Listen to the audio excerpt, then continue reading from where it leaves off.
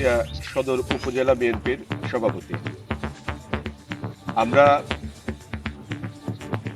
এখানে এসেছি আমরা সদর উপজেলা বিএনপির নেতৃত্বে আমরা আবদালপুর ইউনিয়ন থেকে শুরু করে উজানগ্রাম ইউনিয়নের বাক্স ব্রিজ পর্যন্ত যে এই খালের মধ্যে যে কচুরিপানা ছিল, আপনারা নিশ্চয়ই দেখেছেন যে এই কচুরিপানা যেভাবে ছিল তার উপর দিয়ে মানুষ হেঁটে যেতে পারত, এমন পরিমাণের কচুরিপানা।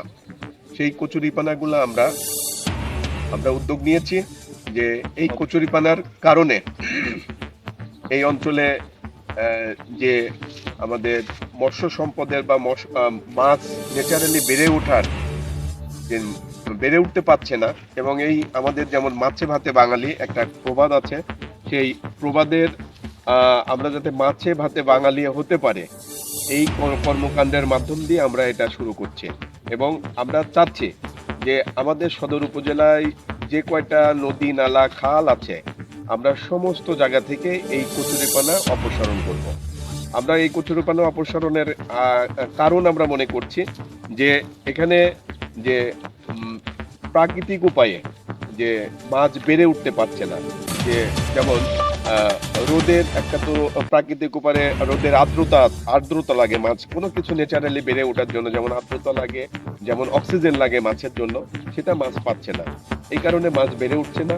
এবং মাছ বেড়ে ওঠার না মাছ যেহেতু বেড়ে উঠছে না, আমরা মাছ যাতে বেড়ে উঠতে পারে আমরা এখানে জীব বৈচিত্র্য যাতে করে স্বাভাবিক প্রক্রিয়ায় স্বাভাবিকভাবে পরিচালিত হতে পারে, এটাও আমাদের একটা উদ্যোগ।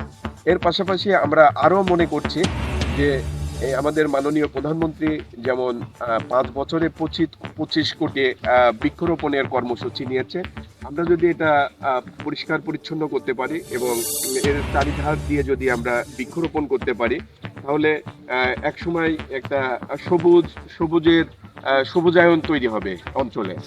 এবং যে মৎস্যজীবীরা যারা মৎস্য চাষ করে বা আমাদের কৃষি খামারে যারা কৃষকরা এই পানি পাচ্ছিল না, যে কৃষকরা সেচের জন্য যে পানি, সেই পানিটাও এই এই পানার কারণে সঠিকভাবে প্রবাহিত হতে পারছিল না বলে তারা জমিতে ফসল উৎপাদনে তাদের জন্য ব্যাহত হচ্ছিল। সে কারণে আমরা এই উদ্যোগ নিয়েছি। পাশাপাশি স্থানীয় প্রশাসনের কর্মকর্তা, বিশেষ করে আমাদের সুযোগ্য ইউনো মহোদয়, উনি আমাদের যে কোনো ভালো কাজে আমাদের পাশে এসে দাঁড়াচ্ছে এবং আমাদের উৎসাহিত করছে। এবং আমাদের সুযোগ্য ইউনো মহোদয় যেমন মোহাম্মদ হারুনুর রশিদ সাহেব, উনি ভালো কাজের সব কাজে আমাদের সহযোগিতা করছেন।